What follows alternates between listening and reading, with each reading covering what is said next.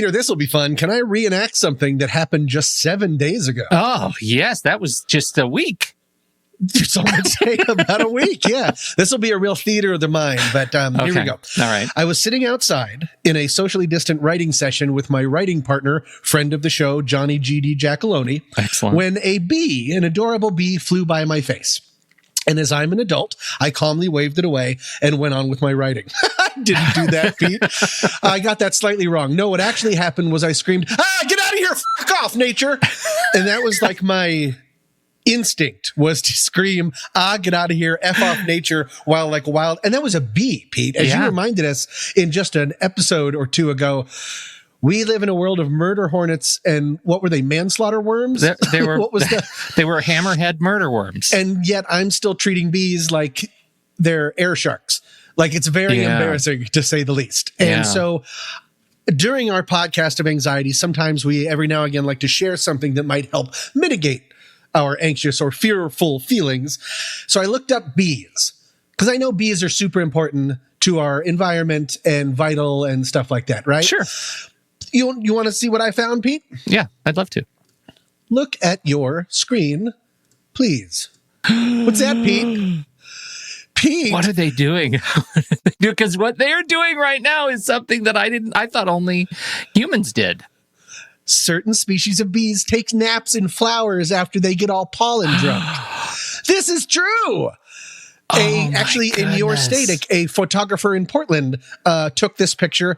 He said that one of them, they were staggering around like they were drunk, which they get after they pollinate. And one walked over, like staggered over from one flower and curled up next to this other one. And they just took a nap for like a couple of hours. This is of two globe mallow bees covered in pollen, nestled together, having a little Bumble snooze. And I just think that is so charming. Do you have any thoughts?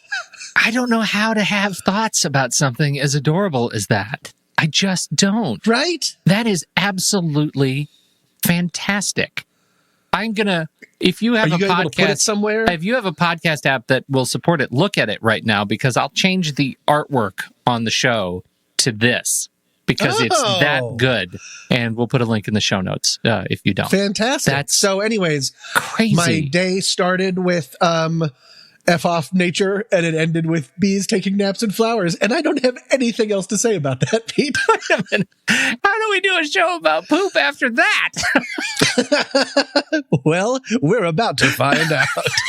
Cue the music. And there's nobody out there like it like I am. There's nobody out there that can say my name. And nobody out there like it like we are. We are. Like we are. Welcome to What's That Smell? A sometimes funny podcast about humans and their anxieties. I'm Tommy Metz III. And I'm Pete Wright. And every week we each drag one of our deepest, darkest anxieties into the light to share it, learn about it, and hopefully laugh about it with all of you.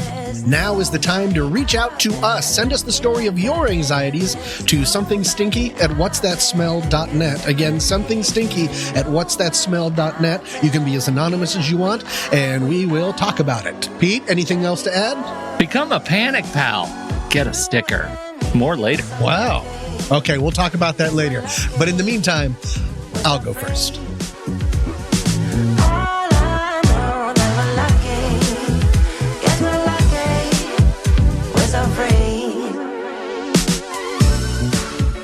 Peter, way back in season 2, in an episode titled The Case of Calamity you talked about your anxious feelings involving school. Do you remember that? I've been thinking about it since.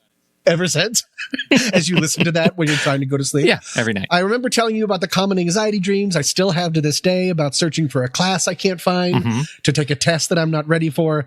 Well, I don't know if you know this, but in these COVID-tastic days, I found myself with a little more free time on my hands than usual, so I re-entered the nightmare factory of academia voluntarily. What? Why would you do that? Because I want to get smarty. How's it working so far? It's been great. And I mean this. That's been good. Really great. Oh, man, that was a hard left turn to sincerity. Right? For the past 10 weeks, I've been taking a course from UCLA Extension called The Sociology of Mass Communication. And as my annoyed friends will attest to, I have found it fascinating, and I like to talk about it way too much. Spoiler alert, I'm going to be bringing up some of the anxious issues that the class has brought up in our mediated world later in the season. But not now. Because for now, I just want to focus on something I've been dealing with about the class itself versus what the class has been teaching me. You talked about school anxiousness in general, and I'd like to narrow the focus to something I'm dealing with right now, this week. Great. Excited. Yeah, no, it's real talk.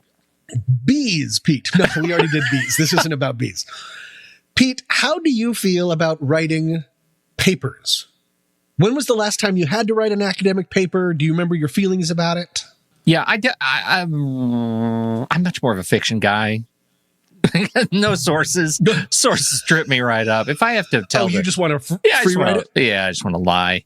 No, I'm okay at it. I got pretty good at it early in college, and then I switched over to journalism, and that you hone some skills, and so I think I'm okay at it now. I was terrible at it in high school, terrible, but I'm pretty good at it. I think. How did you get good at it? You said hone skills, just practice. You just practice a lot. You just write a lot of short stories, news stories where you are, you're constantly checking sources and keeping a rigorous sort of bibliographic sort of history book of all the things that you study and learn. And I just think, I think there are some habits that cross over there. And so by the end of college, by my sort of junior, senior year, I was pretty good at it. I didn't have a whole lot of anxiety about that. But what you are asking me right now is, it puts me back to when I was 20 and I had that skill. And suddenly I'm feeling like I'm standing in a tank slowly filling with water from the toes up. I'm realizing I haven't done it in a long time. Right. Yeah. Right.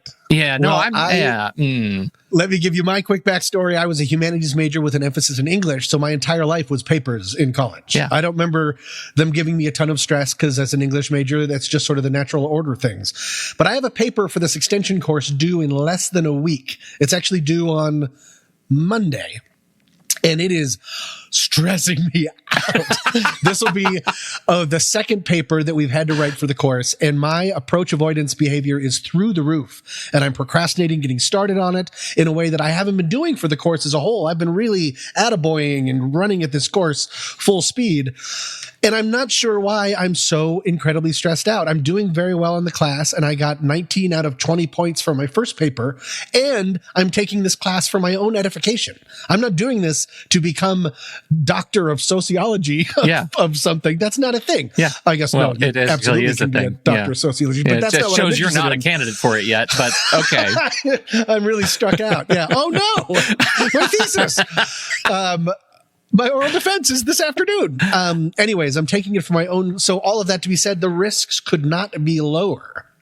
And yet I am really, really stressing out. Now, one of the big problems I'm having is the professor wants a bold thesis, and I don't have one yet, or I'm afraid mine isn't bold enough. No, you just write your thesis and then you highlight it and you hit Command B. See what I did That's there? why I got 19 out of 20 is because I italicized my thesis in the first paper. And she was like, nope. I double underlined it.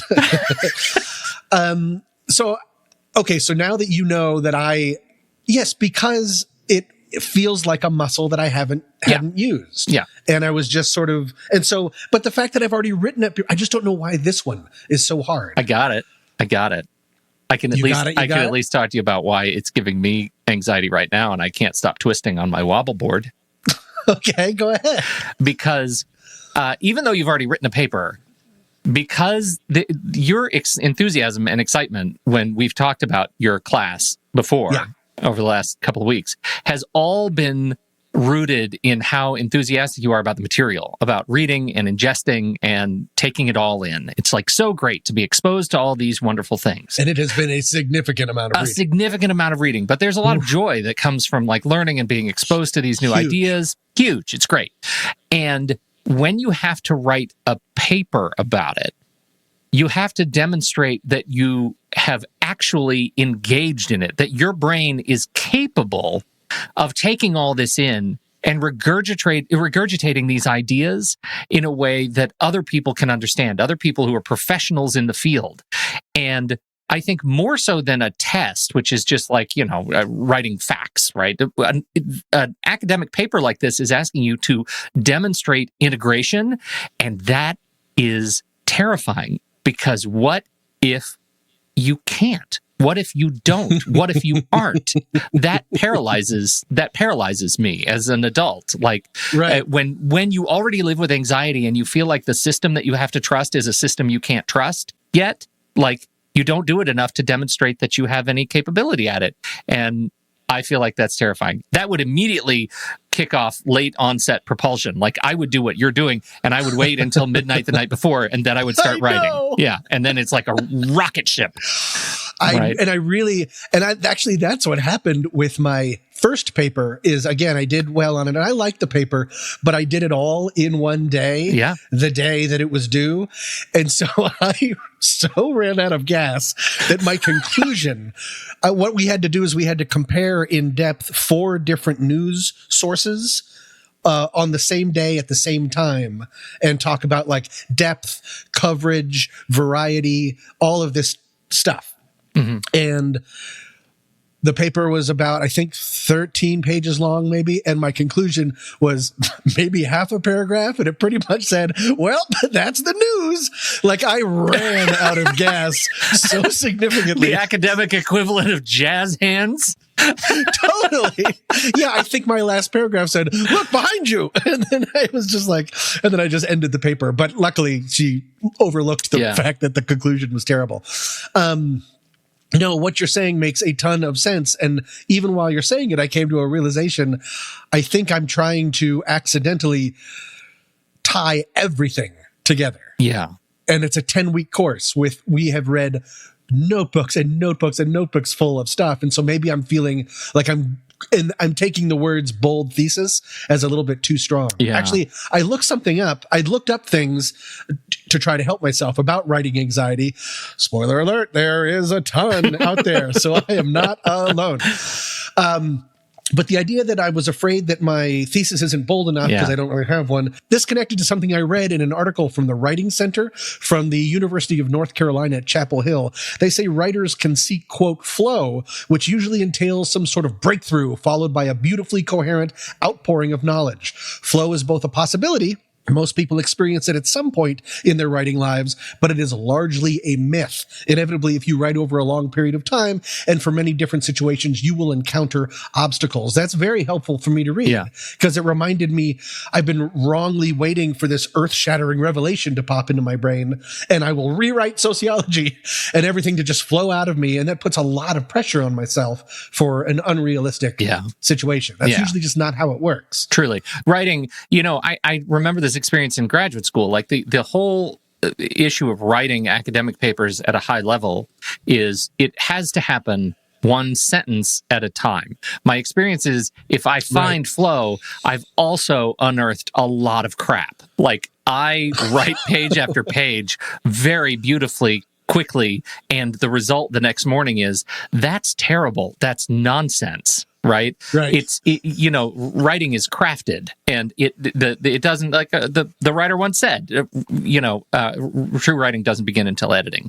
So sometimes you just have to vomit words on the paper, and then start really shaping it. But I totally get that experience because you want to create something that's going to wow the institution. Right. You're sort of, because you're on a pedestal. I admire the professor so much, and I've loved the class so much. It's like I want to really, I don't know, stand out. But I'm not a doctor. And let me ask you this. I'm not going to. Let me ask you this: as that teacher-student relationship, like you fall right back into that groove. I mean, what you're describing for me, it sounds a lot like you want to impress her, but you also want to demonstrate that she's done a hell of a job. Right. Yes. You want to honor that relationship by doing the right stuff. That's interesting. I never thought about that. But yeah. And she's so passionate about it. And I find that very intriguing and inspirational. And also, I really have done all the work. I've done all the reading and I did all the recommended reading. So part of it is also wanting to tap dance for her, I think, and show, how can I show that I read every single thing and thought about it critically? Yeah. It's a lot of pressure to put on myself. It's a lot of pressure. I am student 9 for her. Yeah. We are not going off onto the well, you want to make sure that when you ask her out on a date at the end of class, she says yes, right? Isn't this end in a movie? So did I tell you the subject of my very first academic paper? No. I had this great idea. I was in the 5th grade, 6th grade. They wanted us to write our first, let's string a bunch of paragraphs together and come up with like an 8. I think the target was like 8 or 10 pages, right? On a subject. I thought, this is going to be great. It was exactly that relationship. I remember Mrs. Milligan. I remember the entire experience. She assigned this thing, and I came back to my where I wrote down my sort of thesis, the topic that I wanted to write on, and I handed it to her in class one day, and she turned it around, she looked at it, she read it. It was one word. It was space. Oh. And she turned around and said, a little broad.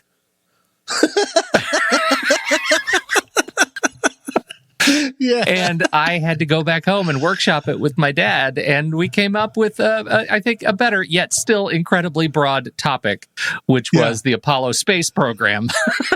But still, that has a focus. It's better. It has a focus, and that is just it. Like, the fact that you have read so much, you are developing one of the most important muscles, which is being able to stop reading. Right. At some point, you have to be able to filter. And that's really, I applaud you, because I think that's really incredibly difficult and terrifying. I appreciate it. I'm thinking about, I've written the conclusion, which is, do you like me? And then I'm going to have 2 boxes. It says yes, no, hope she doesn't write maybe. Okay, so yes. So I've already identified that I have a bad habit of tackling large projects all at once, and that can lead to burnout. Yeah. And when I did some research on this, I did some more research, and I found it is extremely common. And health blog Go Ask Alice suggests writing a paper in several sittings. Of course. Yeah.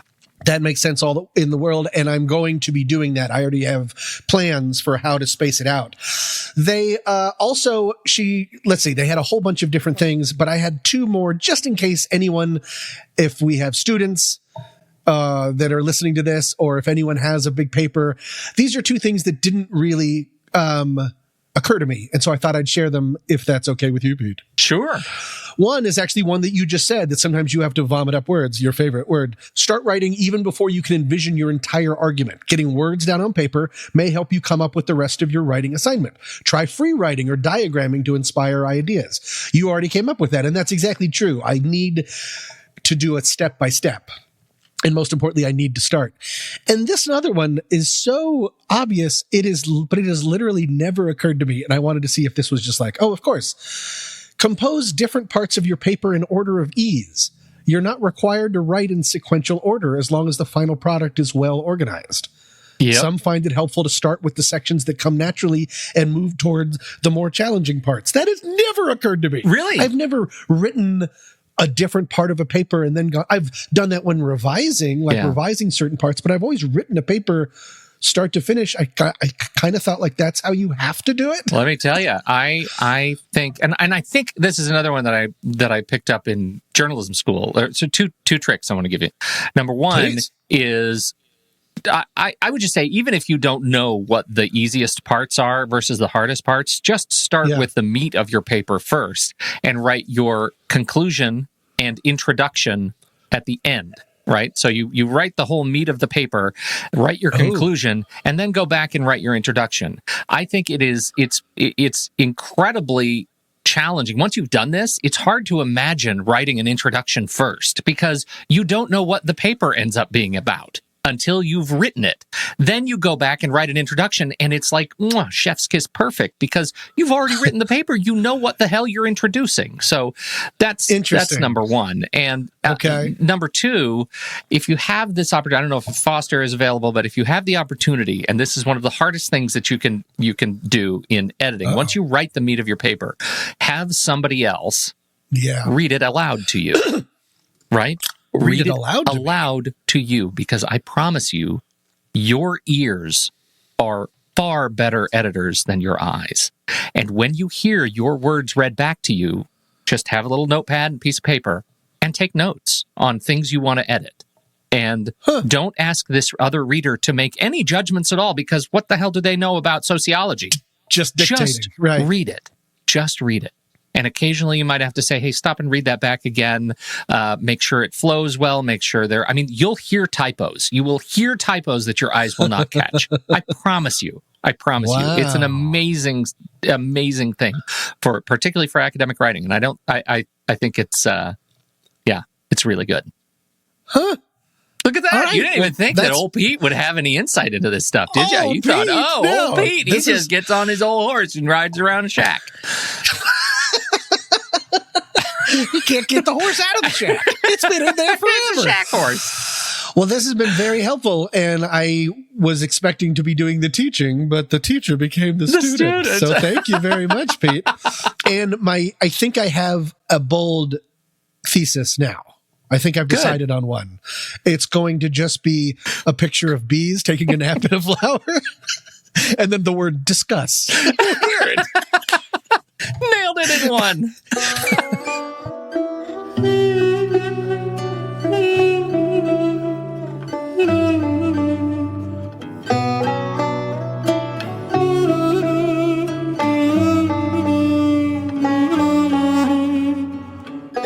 Construction of the Ore Pendente de Pisa, the Pisa Bell Tower, began 840 years ago.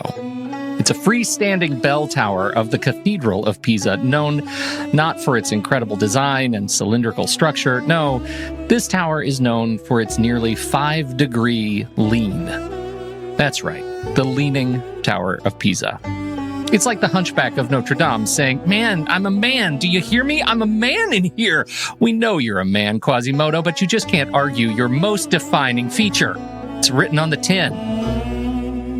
The Leaning Tower of Pisa has survived 4 major earthquakes, and it still stands, consistently surprising civil engineers.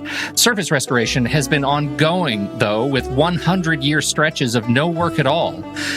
Engineer George Milanakis of the University of Bristol says it's actually the softness of the soil, the same soil that causes the tower to lean, that allows it to survive seismic event after seismic event. It reduces vibrations such that the tower doesn't shake during earthquakes. But the Pisa Bell Tower is the lucky one. Without foundational support, structures topple. Like the Leaning Tower of South Padre, a 31-story condominium that was imploded in 2009 because the reinforced core of the structure had sunk more than 14 inches in expansive soil and pulled itself apart.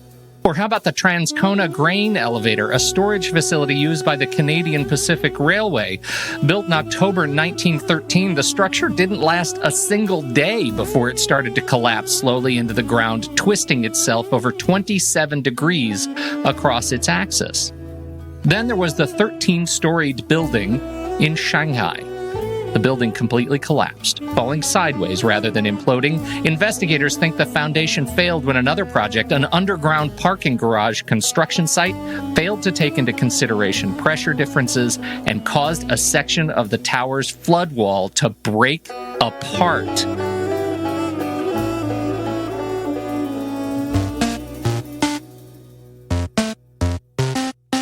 That's why you should consider becoming a What's That Smell Panic Pal, because buildings aren't the only things that require support. We're not running a single advertisement this season. Instead, we're asking you for a single contribution of $35 to support all of Season 5. That means you're helping us offset the costs of our production, podcast hosting, and time, and becoming an integral part of this show. Plus, members are notified of our recording sessions and can join us for a live stream each week to watch along, in addition to getting access to finished episodes in a custom podcast feed early. Thanks for your support and for helping us build a strong foundation this season. And you get a sticker. Tom. Pete. What do you have there lying on your desk? You have anything lying on your desk? Just pick up a thing. Yeah. Anything. Pick up a thing. Show me a thing. Thermometer. All right. This is great. This is great and appropriate of our human-centered season. So it's a thermometer. It's an electronic thermometer. You use it for checking your temperature. How long have you had it? I do. If you remember from the COVID sessions, I got that first one from Amazon that spelled the word thermometer wrong. This next one I got probably about 2 months ago. Okay, a month or two. 2 months. So let me ask you, at what point does that object cross the line between being useful and becoming trash? A thing that you would consider getting rid of? I guess if it didn't work. If it ran out of batteries or stopped working, I guess. Okay. All right. Is that a good answer? It's a fine answer. You're a fine human being. I had this dream the other night, and I'm going to tell you about it.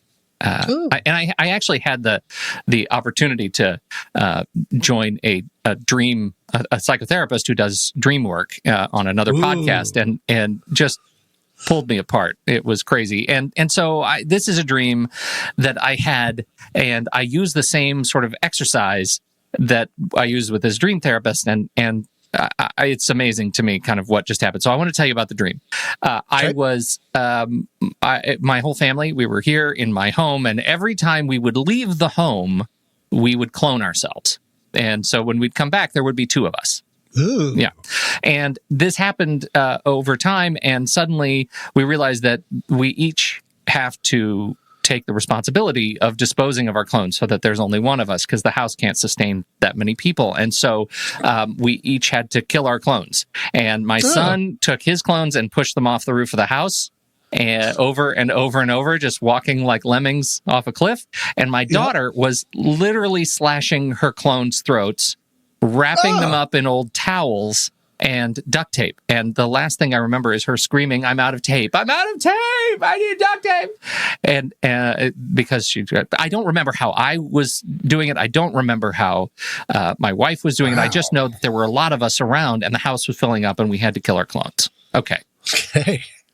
So I was led through this dream exercise. I applied this dream exercise, and as I'm making notes, things started coming into focus. I'm walking around my house, and there's two or more of everything. Cases of seltzer, laundry detergent, stacks of unsent graduation announcements sitting on the stairs, books. I actually have 2 copies of books on the bookshelf, like a bookstore would.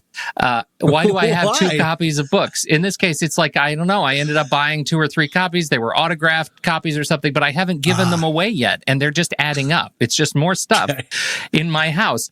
Now, I look at your place on video. I've been to your apartment. It's pretty spiffy. Like you keep kind of a Spartan place, and I know you only have 8 books. And so like, and I too, I'm generally pretty good at keeping a sparse space. Sparse space. But it turns out there are a lot of people out there who are not, who can't let go. And what occurred to me as I imagine, just as I've seen the amount of stuff grow in my house, the stuff that I have trouble letting go of, that pandemic anxiety might be revealing some new behaviors in others that is also caused and causing anxiety. So today, Tom, I would like to talk to you about hoarding. Ooh. Hoarding has always... Hoarding has always continue. No, hoarding has always tickled me in an uncomfortable way. Yeah. I don't know how to say what I'm saying, but because I really don't have any hoarding tendencies, but something about it seems so insidious or so like, what's really going on there? I don't know. It's very interesting and it seems very scary to me. Yeah. Yeah. But first of all, I think the same way it's easy to like watch a Buster Keaton movie and laugh when he steps on a rake, like laughing at other people's pain. Right. I think mass media culture has made kind of a cottage industry out of lampooning hoarders, right? Because visuals of hoarding are extraordinary. Have you ever watched any of like the reality shows around hoarders? Hoarders, yes. Or, I've seen hoarders where it's always just stacks of newspapers. Yes. Yeah. And then they find a cat under something. Oh, yeah. The cat's fine. The cat eats newspapers. He's doing great. Well, okay. So first, let's just go back to your thing real quick. Your thermometer. Yeah. In the context of hoarding, how do you know when to get rid of it? And for you, you just said like when it's not working anymore. When it's not stops working, being functional. I'm going to let it go. Right. Correct. You might be somebody who collects thermometers, right? What's the difference between a hoarder and a collector? Well, it turns out there are some things. If you're living with hoarding disorder, and I should say there is no, as far as I could figure out, there is no official diagnosis of hoarding disorder, but a lot of people think there should be. It is usually tied to other comorbid conditions. We'll talk about that in a second. Got it. Can we call it dishoarding? Isn't that if you're unhoarding? Because the dishoarding would be like, yeah. Good point. And then you could be a rehoarder. If you just own nothing. Yeah. You're just sitting in an empty room. Right. If you're living with hoarding disorder, though, you likely compulsively collect objects or animals or books or papers, photos, clothes, containers, food. According to the National Alliance on Mental Illness, you might even hoard garbage and human waste. What? People who struggle with hoarding behavior likely live alone. They are 3 times more likely to be obese than the average person. They are also perfectionistic, and they have at least one other family member that is a hoarder. That's the bananas part. That no one really knows when hoarding starts. But a lot of clinicians believe that it's connected with your genetic history, that accounting for 50% of hoarding tendencies is directly related to genetics. A history of obsessive compulsive disorder, 1 in 4 people with OCD have some sort of compulsive hoarding behavior, and some other trauma that is related to some sort of PTSD. It's also comorbid with substance abuse disorder and depression and anxiety and schizophrenia and dementia. And that's why I think my bold thesis is that you, like when you say that's always tickled me in a kind of uncomfortable way, because when we are living with anxiety, I think we're always like a brush stroke away from some of these behaviors that feel like, I could go down that direction. I could go there pretty quickly. There, but for the grace of God, go I. Kind of thing. Exactly. And that's why it's so scary and why it's so serious, right? It's so serious. So I started watching some of these. This morning was a real dark place.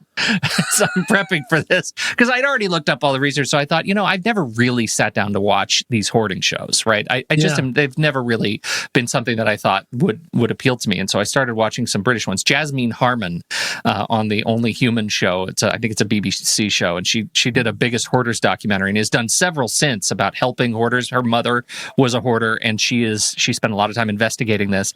And there are some quotes that really stuck with me. I look at all these books as friends. Every one of these things is a friend. When asked, how do all these things get on the floor? And the response is, well, they fall. But there's never any discussion of getting them picked up. It's just more stuff gets put where they were. And these homes are so full of things, trash, food, rusted cans of food that has not been eaten, that might have been opened and put back on the shelf. Like, it is an extraordinary, like just destruction of a life through stuff. Yeah. But here's the trick.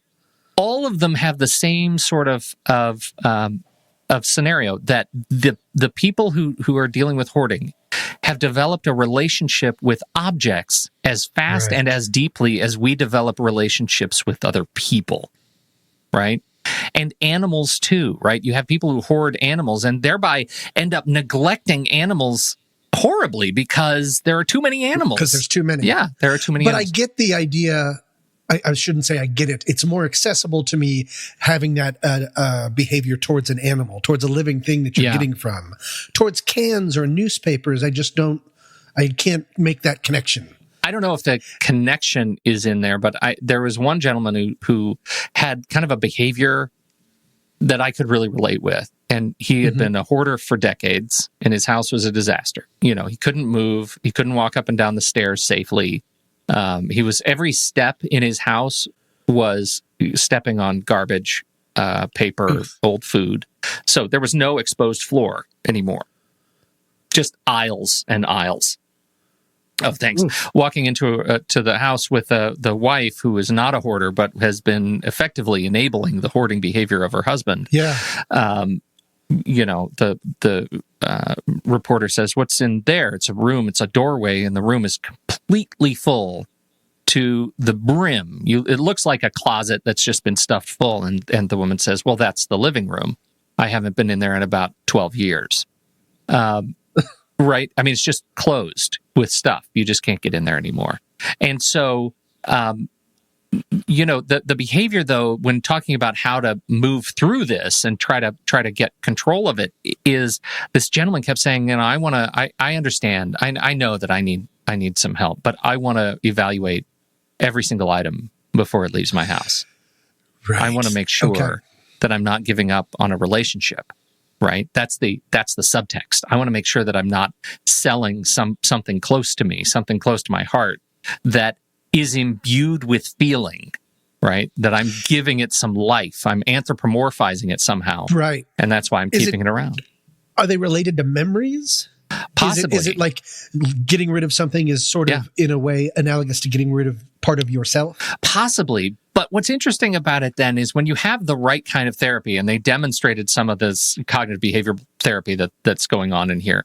They're great examples of people who, they find a way to enjoy their space and time. They're able to let go of things with the right coaching.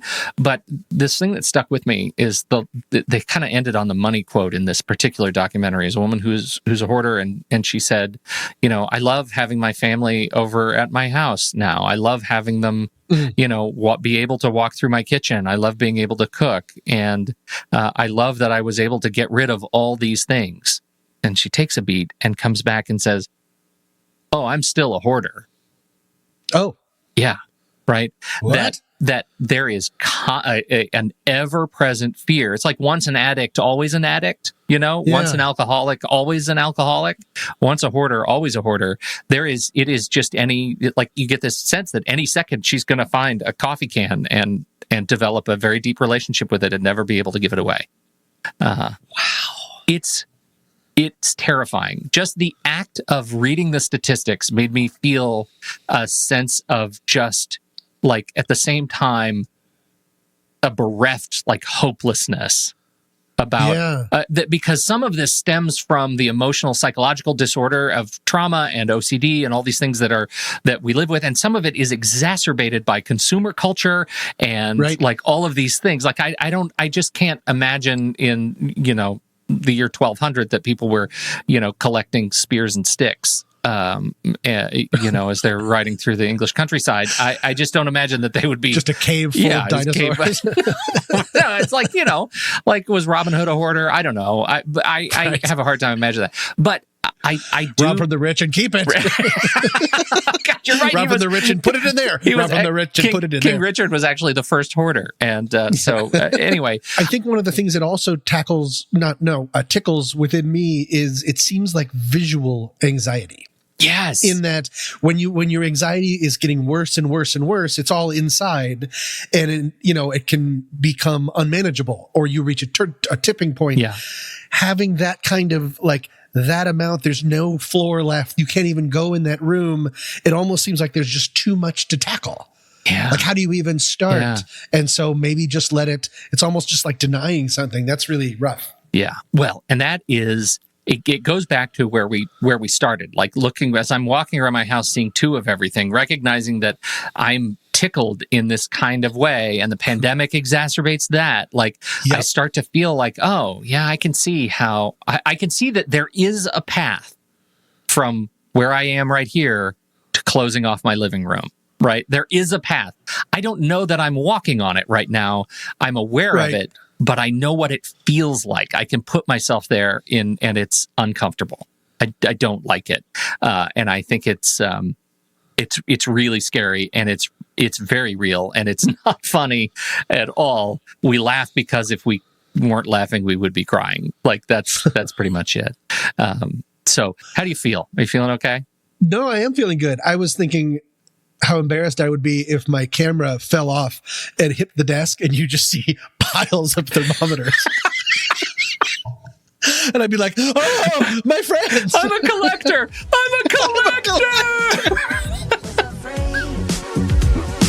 All I know that we're lucky. Guess we're lucky. We're so free. Thank you all so much for joining us for this episode. This week's tune is Lucky Me by Offred. I'm Pete Wright. And I'm Tommy Metz III. Thank you for downloading. We'll be back next week on What's That Smell?